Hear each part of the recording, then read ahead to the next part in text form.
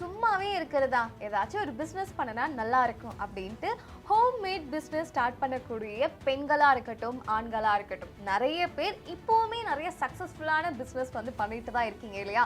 ஆனால் உங்களுடைய home made பிஸ்னஸை அடுத்த கட்டத்துக்கு கொண்டு போகிறது எப்படி, அதை இன்னுமே ப்ராஃபிட் பார்க்கறது எப்படி அப்படின்றத பற்றி தான் இன்னைக்கு இந்த வீடியோவில் நீங்கள் பார்க்க போகிறீங்க. ஸோ இன்னைக்கு இந்த வீடியோவில் என்னெல்லாம் பார்க்க போகிறோம் அப்படின்னா, உங்களுடைய செலவுகளை, அதாவது ஹோம் மேட் பிஸ்னஸ் பண்ணுறீங்க அப்படின்னும் போது உங்களுடைய செலவுகளை எப்படி குறைக்கலாம் அண்ட் அதை அடுத்த கட்டத்துக்கு கொண்டு போகிறது எப்படி. ஸோ இப்படி ஒரு பிஸ்னஸ் பண்ணுறேன் அப்படின்றத நீங்கள் மற்றவங்க கிட்ட தெரிவிச்சா மட்டும்தான் நிறைய பேர் வந்து உங்ககிட்ட வாங்குவாங்க இல்லையா? அதை என்னெல்லாம் வந்து பண்ணலாம், சோஷியல் மீடியாஸை மெயினாக எப்படி கரெக்டான முறையில் ஹேண்டில் பண்ணி அதன் மூலியமா உங்களுடைய சேல்ஸை இன்க்ரீஸ் பண்ணி ப்ராஃபிட்டையும் இன்க்ரீஸ் பண்ணலாம் அப்படின்றத தான் பார்க்க போகிறீங்க. பாஸ்வாலா பிஸ்னஸ் தமிழ் நேயர்களுக்கு வணக்கம், நான் Madhumita. Hacks to maximise profit in home made பிஸ்னஸில் ஃபர்ஸ்ட் பாயிண்டாக என்ன பார்க்க போகிறோம் அப்படின்னா, யூட்டிலைஸ் ஃபேமிலி ரிசோர்ஸஸ். எஸ், ஒரு ஃபேமிலியாக நீங்கள் வந்து ஒரு ஹோம் மேட் பிஸ்னஸ் பண்ணுறீங்க அப்படின்னும் போது ஒரு வீட்லேயே ஒரு பேக்கரி வச்சுருக்கீங்கன்னே வச்சுக்கோங்களேன். ஸோ ஒரு பெரிய பல்க் ஆர்டர் வருது அப்படின்னும் போது என்ன பண்ணணும், நிறைய பேர் வந்து தேவைப்படுவாங்க. மாவு கலக்கிறதுக்கு, அதை பேக் பண்ணி எடுக்கிறதுக்கு, மேலே வந்து அந்த க்ரீம் கோட்டிங் கொடுத்து அதை டெக்கரேட் பண்ணுறதுக்கு அப்படின்னு இத்தனை ப்ராசஸ் இருக்கும். ஒரு பிஸ்கெட்டே செய்யணும் அப்படின்னா பிஸ்கெட்டுக்கு மாவு கலக்கிறது, அதை பேக் பண்ணி எடுத்து பேக் பண்ணுறதுக்கு நிறையபடியான ஆட்கள் உங்களுக்கு தேவைப்படுவாங்க. ஸோ இந்த மாதிரியான நேரத்தில் நம்ம எல்லாரும் என்ன நினைப்போம், ஓகேப்பா ஒரு பக்கத்து வீட்டில் இருந்தோ இல்லை நல்ல பேக்கிங் தெரிஞ்ச யாரையாவது வந்து ஒரு நாளைக்கு நம்ம வேலைக்கு எடுத்துக்கலாம், அவங்களுக்கு ஒரு 1000 ரூபாவோ ஒரு 500 ரூபாவோ சம்பளமாக கொடுக்கலாம் அப்படின்னு மாதிரி நினைப்போம் இல்லையா? ஸோ இந்த மாதிரியான நேரத்தில் யாரோ ஒருத்தவங்க கிட்ட அந்த காசை கொடுத்து ஒரு வேலை கொடுத்து வேலை வாங்குறதுக்கு நம்ம ஃபேமிலி மெம்பர்ஸை, உங்களோட மாமியார் இருக்காங்க, இல்லை உங்கள் தங்கச்சியோ அண்ணனோ யாராவது இருக்கும்போது அவங்க கிட்ட ஹெல்ப் கேட்டிங்க அப்படின்னும் போது அந்த இடத்துல உங்களுடைய செலவுகள் குறையும், ப்ராஃபிட்டாக உங்களோட ப்ராஃபிட்டும் இன்க்ரீஸ் ஆகும். ஸோ முடிஞ்ச வரைக்கும் உங்களுடைய ஃபேமிலி மெம்பர்ஸ் கிட்ட இருந்து ஹெல்ப்ஸ் வாங்கிக்க ட்ரை பண்ணுங்க. அண்ட் ஃபேமிலியாக சேர்ந்து ஹோம் மேட் பிஸ்னஸ் பண்ணுறீங்க அப்படின்னும் போது அது இன்னும் ப்ராஃபிட்டபிளாக இருக்கும். இதில் ரெண்டாவது சொல்லக்கூடிய பாயிண்ட் பர்சனல் நெட்வொர்க். எஸ், எப்போதுமே ஒரு ஹோம் மேட் பிஸ்னஸுக்கு பெரிதளவில் ஒரு ப்ரொமோஷனோ இல்லை ஒரு பெரிய செட்டப் எதுவுமே இருக்காது. அதனால மக்களுக்கு இந்த இடத்துல இப்படி ஒரு கடை இருக்குது, இவங்க இந்த மாதிரியான பிஸ்னஸ் பண்ணுறாங்க அப்படின்றது பெரிய அளவில் தெரியாது. ஸோ இதுவே உங்களுடைய பர்சனல் கான்டாக்டில் இருக்கிறவங்க மற்றவங்களுக்கு ரெஃபர் பண்ணுறாங்க அப்படின்னும் போது அது ஒரு பெரிய நெட்வொர்க்கை க்ரியேட் பண்ணும். இப்போ நானே ஒரு பிஸ்னஸ் பண்ணுறேன் அப்படின்னும் போது என்னோட தங்கச்சியோட ஃப்ரெண்ட்ஸோ இல்லை அவங்களோட ஃப்ரெண்ட்ஸ் வந்து என்கிட்ட ப்ராடக்ட் வாங்கினாலே அதுவே எனக்கு ஒரு பெரிய சேல்ஸை கொடுக்கும் இல்லையா?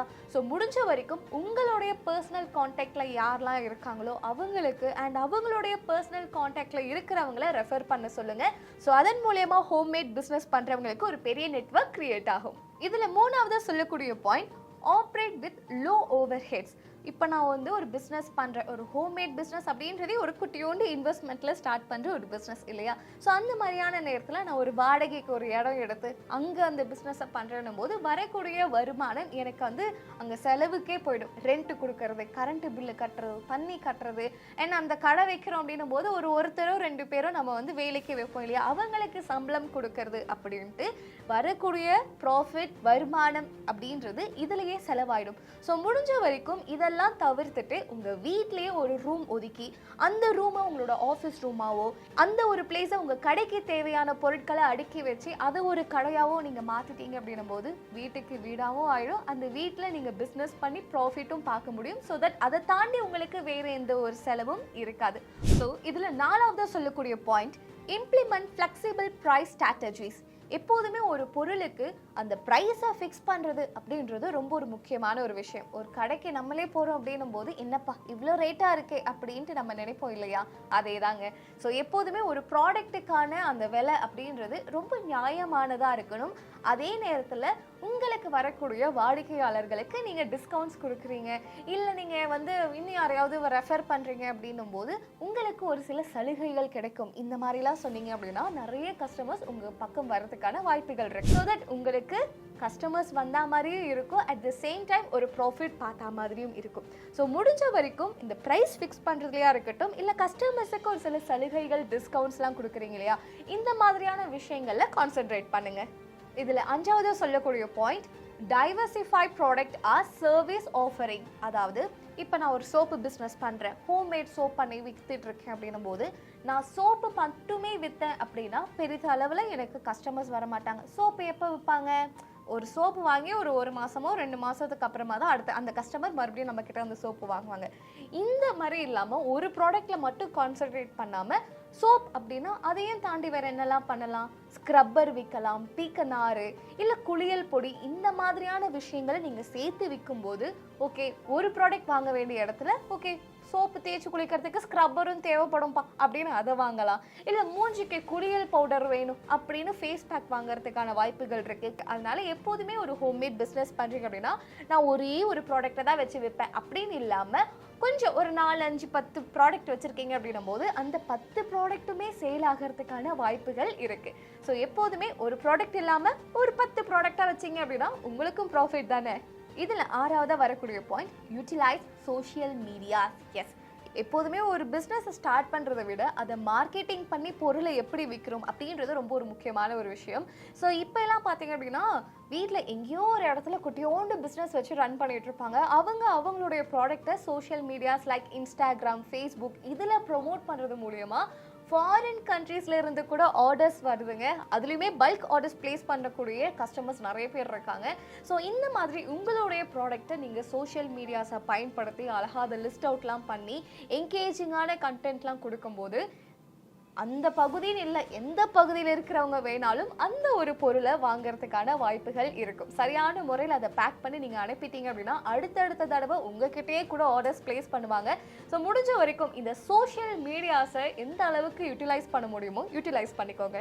இதில் 7ஆவது சொல்லக்கூடிய point engaging continuous learning. Yes, எனக்கு ஒரு விஷயம் தெரியும், நான் ஒரு ஃபீல்டில் இருக்கேன் அப்படின்னும் போது அது சம்பந்தமான மற்ற விஷயங்களையும் கற்று அப்டேட்டடாக வச்சுக்கிறது அப்படின்றது ரொம்ப ஒரு ஸ்பெஷலான ஒரு விஷயம். ஃபார் எக்ஸாம்பிள், நான் ஒரு டெய்லர்னு வச்சுக்கோங்களேன். எனக்கு டெய்லரிங் தாண்டி எதுவுமே தெரியல அப்படின்னும் போது அது ரொம்ப கஷ்டமாக இருக்கும். அதுவே நான் வந்து டிசைனிங் முடிச்சு வச்சுருக்கேன், இல்லை இந்த டெய்லரிங் ரிலேட்டடாக இன்னும் வேறு ஏதாவது அப்டேட்ஸ் புதுசாக வந்திருக்கு அதையும் நான் கற்று வச்சுருக்கேன் அப்படின்னும் போது அது என்னோட பிஸ்னஸ்க்கு பர்சனலாக பெரிய அளவில் ஹெல்ப் பண்ணும். ஸோ எப்போதுமே நம்ம ஃபீல்டில் இன்னும் அட்வான்ஸ்டாக புது விஷயங்கள் வந்துக்கிட்டே தான் இருக்கும்.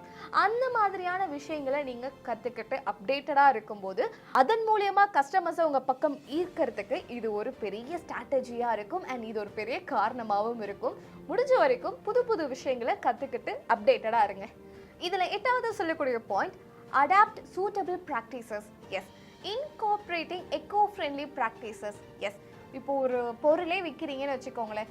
ஒரு பொருளை வந்து பேக் பண்ணுறதுக்கு உங்களுக்கு கவரு, அதுக்கு மேலே ஒரு சீல் பண்ணுறதுக்கு இன்னொரு லேயர் அப்படின்ட்டு நிறைய விஷயங்கள் உங்களுக்கு தேவைப்படும். ஸோ அதனால் அந்த காசுமே உங்களுக்கு அதிகப்படியாக செலவாகும். இதுவே ஒரு எக்கோ ஃப்ரெண்ட்லி பேக்கேஜஸாக போகிறீங்க, வந்து ரீசைக்கபிள் பேக்கேஜஸ் மூலியமாக போய் உங்களோட ப்ராடக்டை நீங்கள் வந்து பேக் பண்ணுறீங்க அப்படின்னும் போது உங்களுக்கு அந்த இடத்துல காஸ்ட் அப்படின்றது ரெடியூஸ் ஆகும். ஃபார் எக்ஸாம்பிள், ஒரு கேண்டில் மேக்கர் இருக்காங்கன்னு வச்சுக்கோங்களேன், ஒரு மெழுகுவத்தி செய்கிறவங்க. ஸோ அந்த மெழுகுவத்தியை அவங்க எப்படி பேக் பண்ணணும் அப்படின்னு யோசிச்சுட்டு இருக்கும்போது ஒரு 2-3 ஜவுத்தால் கவர் போட்டு மேலே ஒரு பபிள் ரேப் பண்ணி அதை வந்து ஒரு பாக்ஸில் போட்டு பேக் பண்ணி கொடுக்குறாங்க அப்படின்னும் போது அதுக்கான காஸ்ட் அப்படின்றது பெரிய அளவில் இருக்கும் இல்லையா?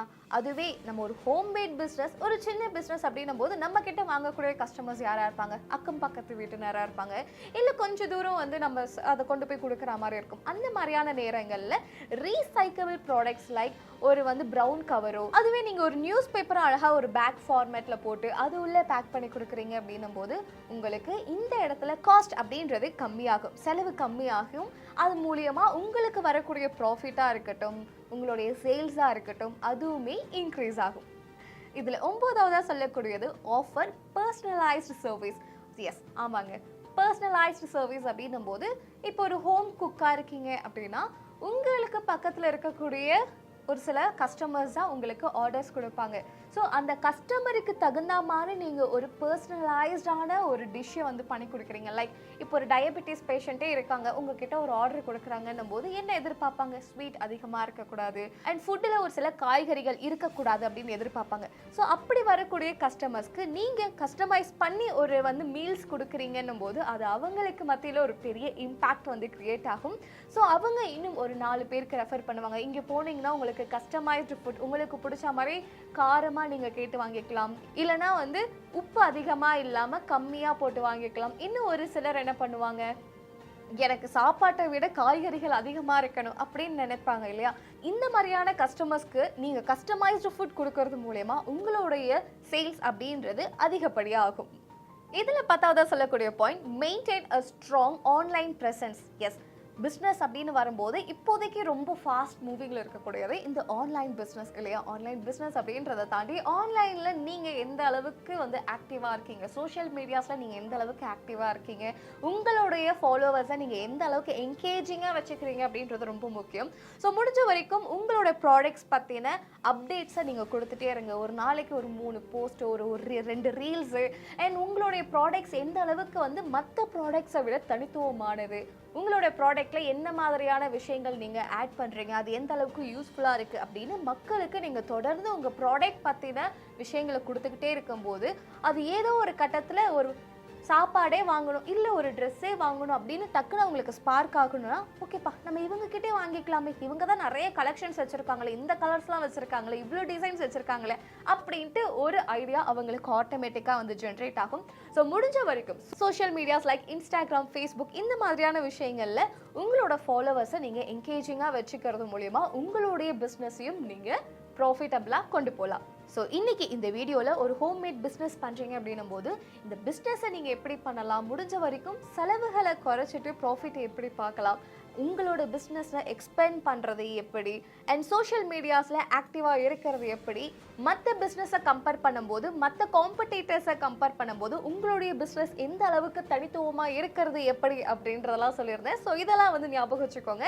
நீங்கள் ஒரு ஹோம்மேட் பிஸ்னஸ் ரன் பண்ணுறீங்க அப்படின்னா நீங்கள் என்ன பிஸ்னஸ் ரன் பண்ணுறீங்க, அண்ட் நான் சொன்ன 10 பாயிண்ட்ல உங்களுக்கு எது ரொம்ப கனெக்டிவாக இருந்துச்சு, நீங்கள் எந்த ஒரு பாயிண்ட்டை ஃபாலோ பண்ண போகிறீங்க அப்படின்றதையும் கமெண்ட் செக்ஷனில் மறக்காமல் கமெண்ட் பண்ணிடுங்க. அண்ட் பிஸ்னஸ் குறித்த ஏதாவது சந்தேகங்கள் இருக்குது, அதை மார்க்கெட்டிங் பண்ணுறது எப்படின்ற சந்தேகங்கள் இருக்குது அப்படின்னா நம்ம பாஸ்வாலா ஆப்பில் 500+ கோர்சஸ் இருக்குது. அது மட்டும் இல்லாமல் நீங்கள் எக்ஸ்பர்ட்ஸ் கூட டைரக்ட் வீடியோ கால் பண்ணி உங்களுடைய சந்தேகங்களை நீங்கள் தீர்த்துக்கலாம். அதனால் இப்போவே பாஸ்வாலா ஆப்பை டவுன்லோட் பண்ணிக்கோங்க. மறக்காமல் பாஸ்வாலா பிஸ்னஸ் தமிழ் யூடியூப் சேனலை சப்ஸ்கிரைப் பண்ணிக்கோங்க. பாஸ்வாலா, be the boss.